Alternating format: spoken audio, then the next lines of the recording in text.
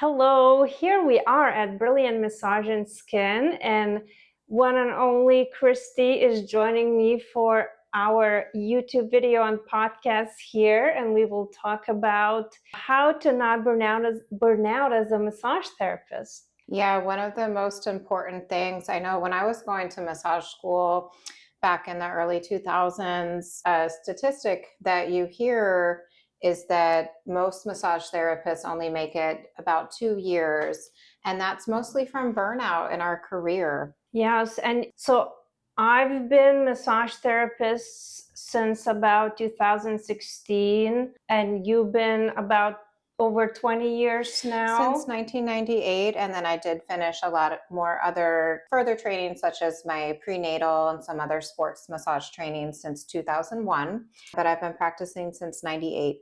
Yes, and now, well, I am a business owner and you are a business owner, and we are part of the same brand now. You are our first franchisee and a great validator because you have so much experience, and we are franchisor here and we're working together. You know, a lot of people get out of this profession, and actually I was at the crossroads at some point throughout the past almost 10 years now, where if you don't take certain precautions, it's easy to quit being a massage therapist. I find number one for me is body mechanics, but number two is the rest period between clients. So in our business, we give a 30-minute recovery time to our therapists. And I have worked at various other places and spas, those types of settings where it's a 15-minute turnover. Or even less sometimes. Which is less. It could be 10 sometimes. It's like hour on the hour. And if they do like 50-minute massage. Because it's 50 or 80 versus where we do the full 60, the full 90, you get your full time as the client. But what happens, and even sometimes in the 30 minutes, it's not necessarily you have that full recovery time because you're changing your room over, sanitizing. We need to eat, we need to drink water, and we need to check in with our clients and do the checkout. So in the settings where you have less time, sometimes you're running over, you're running into the next client's time. And then I find like a lot of those settings that have those shorter recovery times, they ask you to have maybe like 8-hour shifts. Right. So you're doing or even 10. I've heard even 10. Yeah. Which is just not sustainable. No, for a human. It is not. I feel. It's one thing when people do non-labor tasks, like I can work 10 hours on computer, or I can, if you have movement, but when it is the repetitive work like massage, which you don't do each massage the same, but still it is a lot of that muscle activity that it's repetitive for your traps, for your back, for your arms, forearms. And then as you get tired, your form gets you get not as diligent with your body mechanics, and then you can get more prone to get injured. And I've seen a lot of therapists get injured and then they cannot no longer practice massage therapy.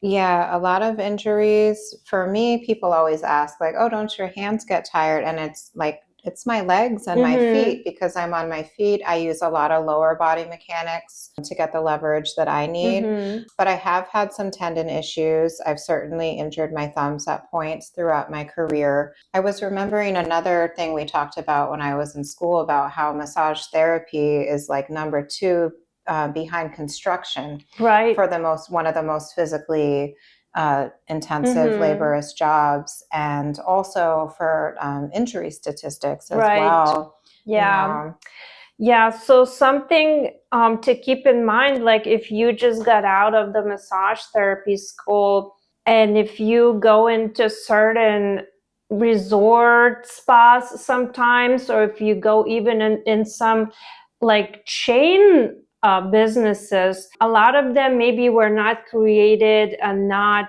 ran by somebody who was massage therapists themselves. Those type of businesses sometimes are prone to things where on paper it looks good. Like I understand that they try to maximize the time and the minutes and the dollars, because you have costs associated with running business, like marketing, like the room space. So I can see where they're coming from when they want to maximize that each minute. But then actually it's kind of like double-edged sword, because then you don't get good satisfaction from customers, not necessarily, because now their intake even cuts into their massage time. So if they have like 50-minute massage, it ends up being more like a 40-minute massage, because they start counting from the moment you pick the person from the room, because there isn't many flexibility. There's no buffer really between the sessions, except that 5 to 10 minutes to turn over the sheet. But as a therapist, then also you don't have as good satisfaction from employees. I mean, for a couple years, somebody might pull through like this. I've done it, but it's not to be done for decades. I feel like I never met anybody that was able to do it. Right. Yeah, I remember when my son was about a year and a half old, and I rode my bike each way. I was in San Diego. I rode 6.5 miles on a bike path. I got up at 6 a.m. I did a 10-hour shift, and I was booked. And sure, I paid my bills, right? But to what cost? Like I did, my mental health, my physical well-being, and just being away from my son, Right. And it's a sacrifice you made. So it's like, yes, anything is possible. However, I just don't think that's healthy. Exactly. It's not. Yeah, it's not a great work-life balance. And there's certain periods in your life, like if you want to go and try that type of work culture, I recommend, people, you should try and see for yourself. But from our experience, that is, you got to be very careful with it, because I just met the other day, I was at the conference and I met a former massage therapist that injured wrist, and they were doing back to back, and then they went to a doctor, and the doctor said pretty much, your career is over. Like with this injury, you cannot massage anymore, And I'm sure there's therapists that maybe want to maximize their time and do it like this, but again, you got to be very careful. Yeah, and I think for me in my career, what I've learned is just to I have a lot of repeat clients. I have kind of my own little cushion with that, where in a sense, I tell my clients I'd like to work myself out of a job. When it comes to an injury or something, we want to kind of work this where you're just coming in on more of a maintenance, like once or twice a month instead of, every week. So I feel like the maintenance massage, however, when people come in on these sports injuries, is kind of my background. So yeah, I want to work myself out of a job, but I also want to work in where I can get my maintenance massages. And when I've worked in those kind of burnout environments, I didn't even have time to go in for my self-care. Yeah. Yeah. And when I started my business out of massage school, I feel like as therapists who are newer into profession, we go into it thinking that, yes, I can do 6 massages a day, I can do 8 massages a day, because you do want the money, you do want, and you still have that energy. But then you start realizing that my mental health and my body is suffering. So if you want to continue doing it for the long time, you have to kind of start setting some boundaries. You have to not also learn how to manage your energy, and maybe your boss is asking, hey, can you cover this, and cover this like night shift or early morning. But if you need time with your family, or you need time for yourself, booking a massage for yourself, you should prioritize that. And now I became much better at things like that, where I respect my own time more. But I feel like as a massage therapist, we oftentimes want to please other people, and it's hard to say no, especially when we are maybe not everybody, but I feel like I did those things where I felt bad. If the client says, well, I know you don't work on this day, but could you really come in, for this time and day? So like sometimes we just say yes when we don't want to. Sure. I think I can only speak for myself, of course. I do find in this industry, we're caregivers, we're nurturers, and then being ourselves, and myself being a business owner, I am responsible if someone calls out or, hey, there's no one to cover the shift. And I will do it. Yeah. And I still do it also, but I don't stress myself over it if I can't do it. Right. And I do have strict boundary. I go to bed at a certain time. I have a lot of family things going on. I actually moved to this area to help my family. And I do a lot of volunteer work. So no is a complete sentence. And it's, but I do, one thing I was going to tell you a story about when I was working at that place in San Diego and biking, and I kind of got to this breaking point. I was really young at the time, but I was like, how do I have enough energy to do this and have like a little baby, like he was almost 2. Yeah.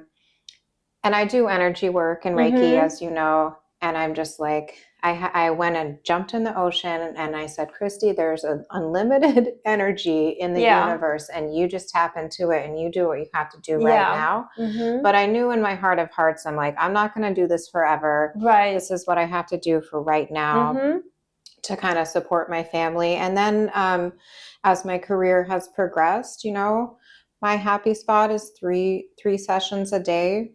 That's fed my family, if I do more, I can, but if I can't, and then a lot of us in rural Vermont where we are, there's a lot of driving involved, so it's just taking all things into consideration and just being realistic.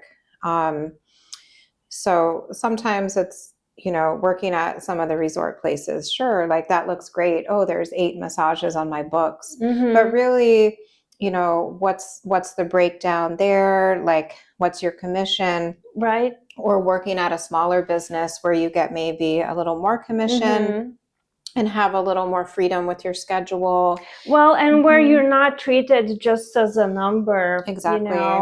And I think the reason why we as a business owners and in our system, why we give 30 minutes between, one thing is also that we train the therapist to build rapport with the client and check in, check out. We don't have in-person front desk. We want the therapist to actually build the report and rebook the customer. So that's something different. We have remote receptionists that can handle, things like phone calls and other things. But as far as, so that's one thing. But then even if we, even if we didn't have to handle the checkout, that extra time is nice to take a little breather, to not have to rush to change your sheets, to be able to go to use the restroom, to be able to take a snack if you need to. And then, sometimes the clients want to linger a little bit, 5 minutes more and chat with you a little bit, especially if maybe they're your repeats or your locals. So building that rapport, yes, maybe on paper, the spa that is like conveyor belt, maybe it looks okay, well, we're getting paid every hour on the hour where we have those breaks. But however, with the referrals and 5-star reputation and less complaints and not being late to the sessions, I feel like we're getting way more referrals that way, and the therapists don't get burnout. And it's just, it's actually in the long run, it's a way more sustainable, healthier thing for everybody. Yeah, I very much enjoy having a more personal relationship in a professional setting with my clients, right. you know, where I know they're going to come back. And I don't really talk much during my sessions, although we always have the certain clients that, that that like gab the away, chat. which is wonderful. But I really, I take pride in when I finish my session, letting my client know thank you and please take your time and actually meaning it. And not rushing them, just exactly. like, I need you to get off the table because I got somebody else knocking on like the you're door. Waiting outside the door, like, oh, did they fall asleep? And you're, you know, nervous. That's stressful for everyone. Right. And that's not why our clients are here. And that's not why I do my job, to like, not a relaxing environment for anybody. Exactly. Yeah, so I think keeping those things in mind, that you gotta find like the pace that's right for you. And for some, that's gonna be 3 massages. For somebody, that's gonna be 4 massages. For somebody, people do part-time, sometimes just 2 massages a day, you know, or there's people that comfortable, 6 massages depending on the length. I did 5 the other day. And once I get into a rhythm, because I've been doing it for so long, right, you know, however, I have that rhythm and I've developed it over a couple decades. Right. You know? It takes time also to build that stamina and techniques. And, using tools, the other thing is that can really help. So I do ashiatsu massage with the bars, which really helps with my back because I do have scoliosis.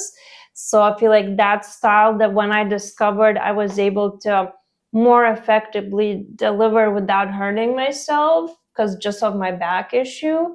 But then for you might be a certain technique that really helps you, like you said, with using your legs, like body mechanics, and maybe like using cupping, using washa, using different tools that can really help as well. And I really love prenatal, but I also use a lot of sideline position with clients with hip issues or other sports related injuries. And with sideline, the table is a lot higher. So it actually kind of changes up my body mechanics. So I like having that variety and being able to kind of, figure out what the client needs, but it helps my body to have a various amount of modalities to use. Absolutely. But going back to the break time between, the same kind of goes, I think, for estheticians too, because you need to like read the intake form, both for massage or like aesthetics. You want to kind of prepare all the tools and mentally. So I feel like that just increased the quality of services in the spa industry all across the board, having that more flexibility. Yeah, I personally am not an esthetician. Jolita is a dual, but I've worked in the industry for so long, and I've helped so many of my SD. I'm like, oh, they have so much more things to clean, and I could imagine that being so much more stressful with the products and the setup. Right. So having that 30 minutes just makes so much more sense for skincare. Yeah, and I feel like it can be much more personalized. And sometimes the client, even if we like running a little, if they're running behind, or like, you still kind of can accommodate because you do have a little bit that leeway, 5 minutes there or there, versus when it's like super tight. Yeah, sometimes if a client, they can't find the parking or something, or they take a little longer with their intake. I don't feel so bad. Like, okay, I can cut 30, that 5 minutes into the 30, and just balance it. I think the other thing that is important is to take continuing education classes. If you want your career to flourish, it is going to be important to not get stuck in just the same, because it can get boring and repetitive, So if you keep it fresh, you kind of learn new things. The other thing, let's say if you don't want to work for anybody else, or even if you work for somebody else, like in our business, we train our staff to have good communication skills as far as intake form and rebooking. it's initially sales scripts, because you can have good technique, but technique alone is not going to make you successful, or not necessarily going to make people rebook with you if you don't educate them on the regular care and why, let's say, monthly massage is good, or biweekly, or depending on what their goal is, whether it's relaxation or pain relief. That we have to be also good in interpersonal relationship. Absolutely. I now, as a more seasoned therapist, very spicy over here, I remember myself as a newer therapist, and even back then, you'll get certain clients, that was the best massage I've ever had. And yes, and you don't say anything. Yeah, thank you so much. Bye. Know, and now I have the confidence to be like, thank you so much. I have a membership program. I have reduced price packages for packages of 5 massages. This is what I would recommend. Here's a bunch of stretches, and so I'm very confident with that, even though I'm not the most people-y person in the whole world. But I'm very not assertive. Afraid. Yeah, I'm very assertive because I'm here to help. I'm not. It's not about sales. It's my career. However, if you have an issue that you're coming to me for, it's my job to educate you. It's good type of sales. We're not selling ice to Eskimo. What we are selling is what people need and want. Inuit, not selling ice to who has eyes. Yes. Okay. So I think that sometimes that is actually, I see that so much when we also even hire new therapists, that sometimes they really lacking that skill, or are very shy or afraid, not just therapists, but estheticians too. And it's another skill actually that's important to learn. And I feel like the schools don't really teach that either very much. Right. Because there's a business aspect to it, and just client relations and communication in general. Yeah. I feel like they teach, okay, well, this is the intake form. You read what they want, back, shoulders. And that's the other thing. Like, to be a good massage therapist, you have to really pull out from the customer why they're there and why they booked that service and how you can help. Because I also had where I was getting massage and the therapist kind of almost ignored the reason why I was there. Like, I would specifically say, I'm here, I want to left side of my back, around the spine.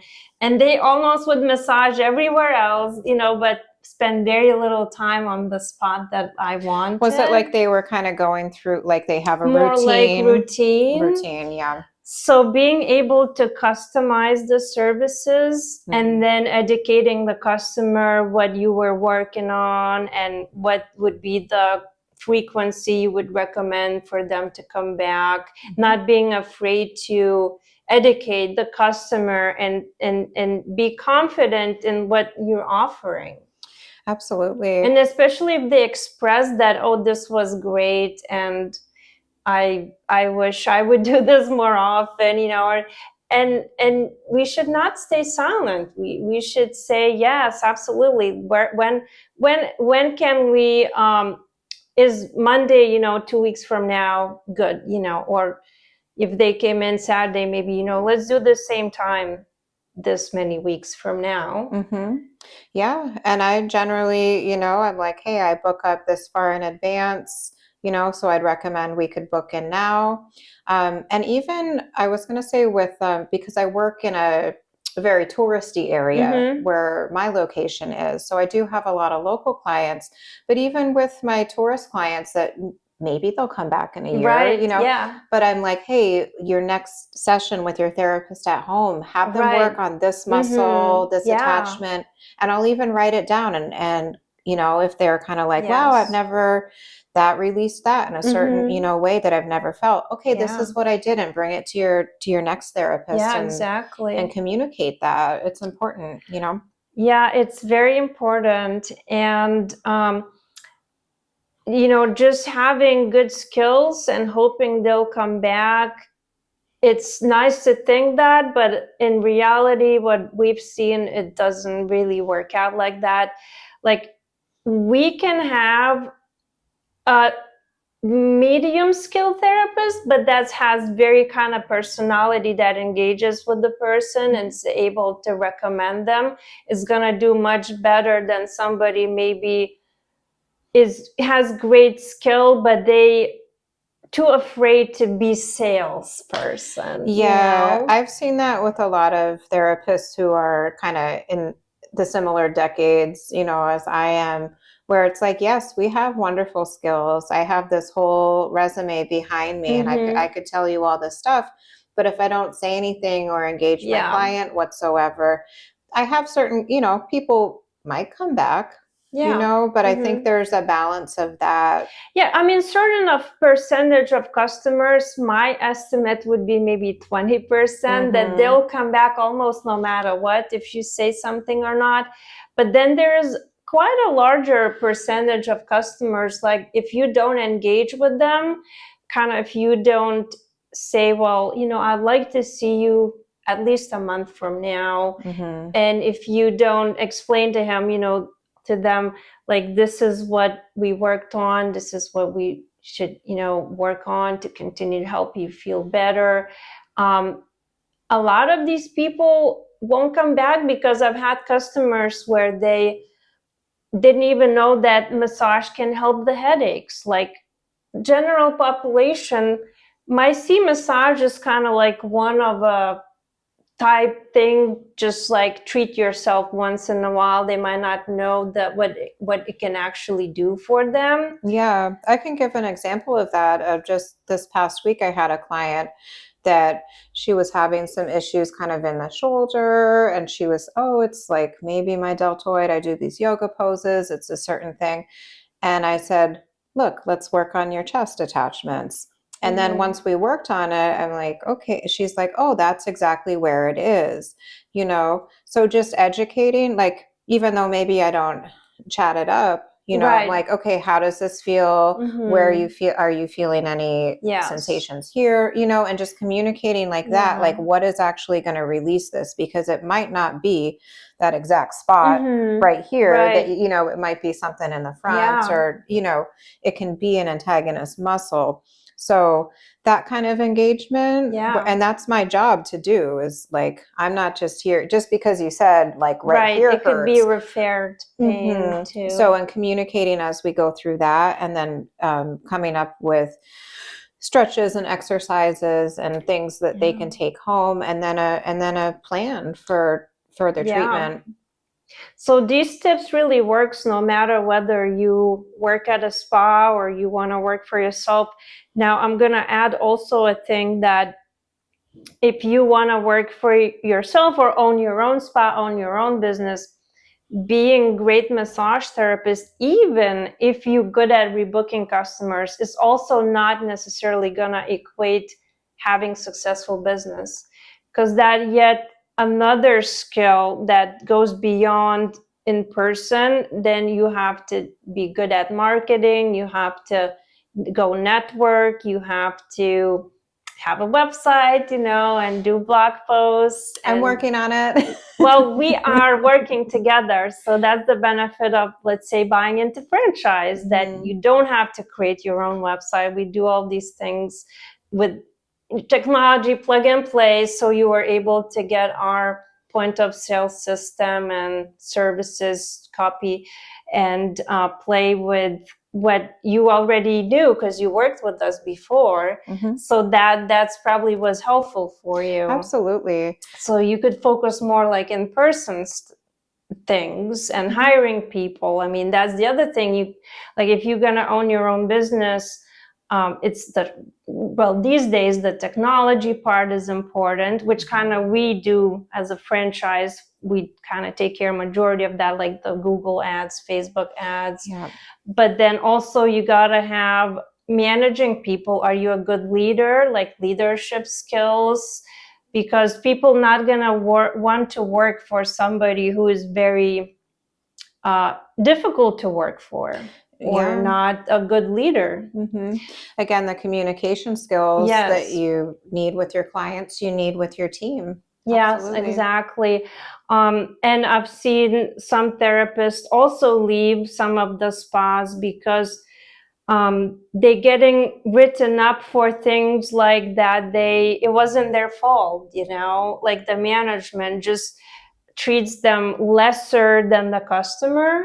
And yes, in a way, like customer might be always right, but maybe not always, So we I mean, me, myself, a lot of times, always important to investigate, both sides and then make the decision instead of just because customer complained, blaming the therapist, right away, or blaming yourself also. If your customer complained, not necessarily you did something wrong, somebody might have just had a bad day, and something ticked them off, and now they wanted to just not be super positive, but that can happen. Yeah, and mistakes do happen, it's just sometimes like, how do we find the solution instead of like, this person has this problem and this person and okay, let's come together and find the solution out of this. How do we learn from that? How do we prevent it in the future? And how do we handle complaints? Like I've seen some of the therapists that, this can go for estheticians or massage therapists that go in a business for themselves. Sometimes they take things too personally, and it's easy to get offended, or have like with the staff, you have to really maintain very clean, positive workplace culture to have a successful spa. Because, people can get turned into gossiping a little bit if they're like, see each other every day, or, if there's one person that more leans towards gossiping, you kind of drive other people. So it's important to be a good leader and watch those things as well and not let that happen.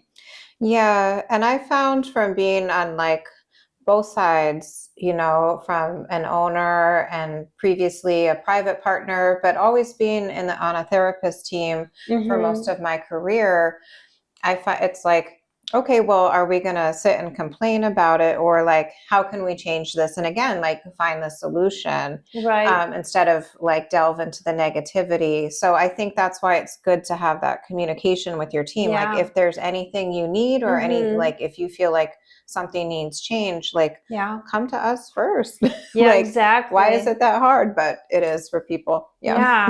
Like communication, I think, as far as we've been talking the whole time, like, we just going back to that communication, how it's important to communicate properly and have that emotional intelligence. Yes. Like sometimes, I mean, when I was younger, I didn't have as much emotional intelligence. I feel like I've gotten better at it. I think it's pretty normal. Always work in progress.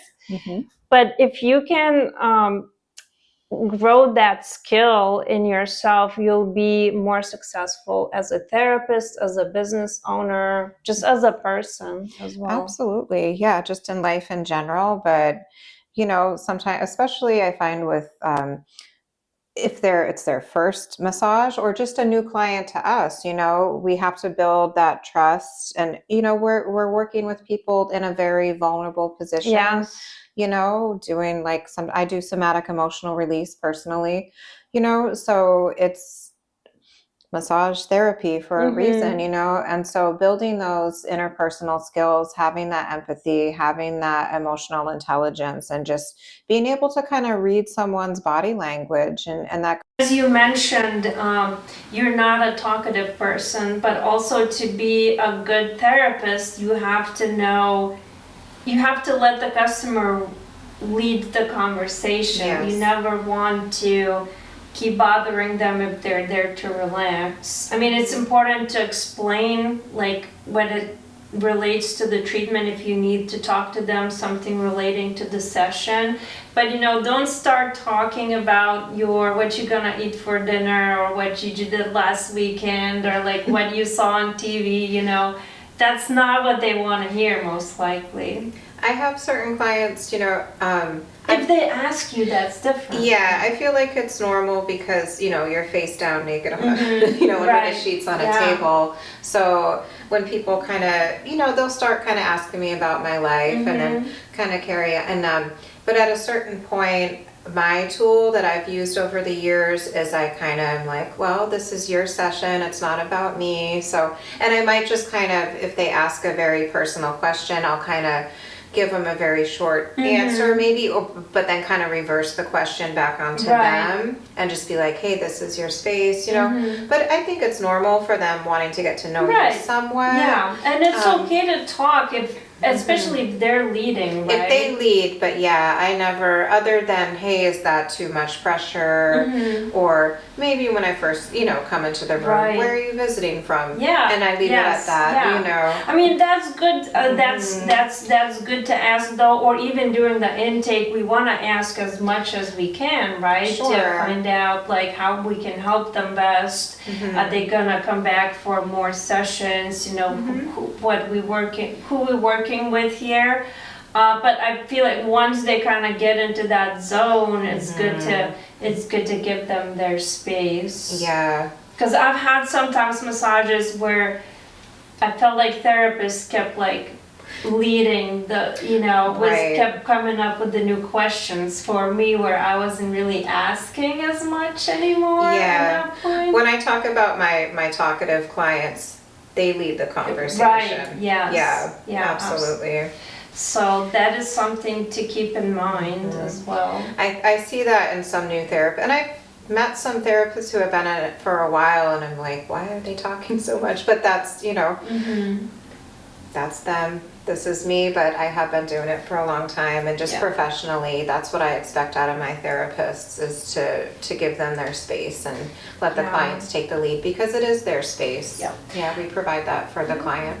And then the other thing I guess I could touch on is as a therapist, I think what can help with longevity is to